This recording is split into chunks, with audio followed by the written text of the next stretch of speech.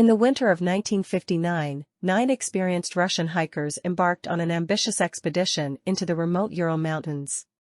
Led by Igor Dyatlov, a 23-year-old engineering student at the Ural Polytechnic Institute, this diverse group of adventurers shared a passion for exploration and a deep love for the rugged wilderness. Their destination was the peak of Otorten, a formidable mountain nestled in the northern Ural range. The journey was no ordinary feat. It required traversing treacherous terrain, enduring brutal weather conditions, and relying on their survival skills. Nevertheless, these young hikers were well prepared and driven by a shared sense of adventure.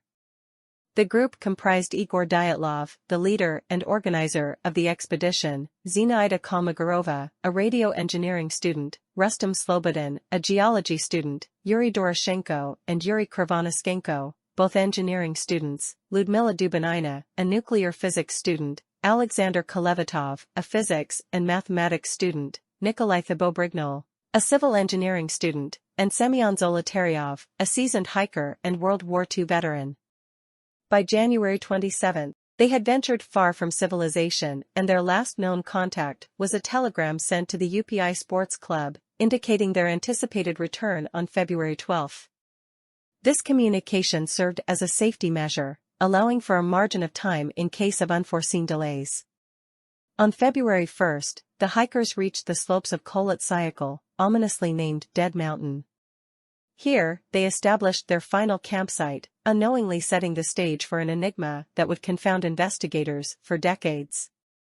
The night of February 1 was particularly harsh, with temperatures plummeting to around -22 degrees Fahrenheit. It was within this brutal backdrop that an inexplicable and terrifying event occurred. The hikers were awakened in the dead of night by an unknown and unimaginable force. The urgency of their reaction was evident in their actions. They hastily slashed their way out of their tent, leaving behind crucial supplies, including warm clothing and provisions. It was as if they had been driven to escape their shelter by an overwhelming and unidentifiable terror. The alarm was raised when the hikers failed to return on their expected date of February 12. Their friends and family initiated a search, and soon, search and rescue teams were dispatched to the area. Little did they know that they were about to confront a nightmarish tableau. The searchers soon located the hikers' abandoned tent on the slopes of Dead Mountain. The tent was inexplicably sliced open from the inside, and its contents were scattered in disarray. Warm clothing, food, and supplies were abandoned, testifying to the group's frantic departure. Following the trail of footprints in the snow, searchers discovered the first 2 bodies approximately a mile from the tent. They were found dressed only in their underwear, their exposed skin bearing the unmistakable signs of frostbite and extreme cold, an eerie orange hue. Nearby, the remnants of a makeshift campfire hinted at a desperate attempt to stay warm. The search then led to the discovery of 3 more bodies situated between the campsite and the tent, suggesting an effort to return to their shelter. Like their companions, these hikers were ill-clad for the unforgiving conditions and had fallen victim to the cold. As the search continued, additional bodies were located at varying distances from the campsite. Their injuries included fractured skulls and other severe traumas, injuries that defied easy explanation given the absence of external wounds or signs of a struggle.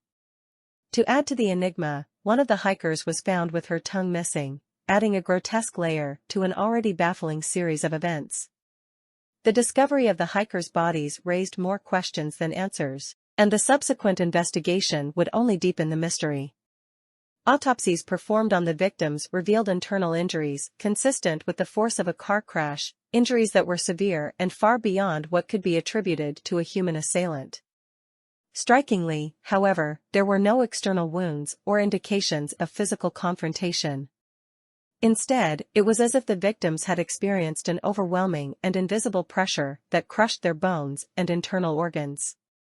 Additionally, the discovery that the hikers' clothing contained high levels of radiation added an unsettling layer to the puzzle. Speculation ran rampant, with some suggesting military involvement or a government cover-up.